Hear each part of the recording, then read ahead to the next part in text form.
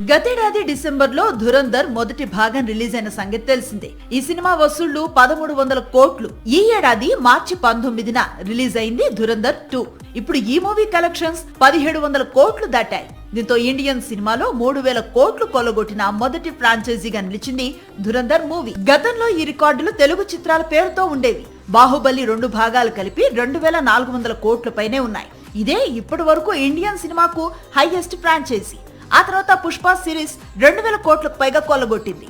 ఇప్పుడు ఈ 2 black busters రికార్డును అధిగమించి సరికొత్త రికార్డును నెలకొల్పింది ధురంధర్. బాలీవుడ్ బాక్స్ ఆఫీస్ దగ్గర ఇప్పటికే ధురంధర్ 2 బలమైన వసూళ్లను రాబడుతోంది. చైనా, గల్ఫ్ కంట్రీస్ లో రిలీజ్ కాకముందే రణ్వీర్ సింగ్ చిత్రం ఈ స్థాయిలో వసూళ్లను కొల్లగొడుతూ ఉండటం ట్రేడ్ వర్గాలను విస్మయపరుస్తోంది. రానున్న రోజుల్లో ఈ చిత్రం India's biggest black busters Pushpa 2, Baahubali 2, Dangal collections ను అధిగమించేందుకు పరుగులు తీస్తోంది. అదే జరిగితే భారతీయ సినీ పరిశ్రమలో నెంబర్ 1 మూవీగా ధురంధర్ 2 నిలుస్తుంది.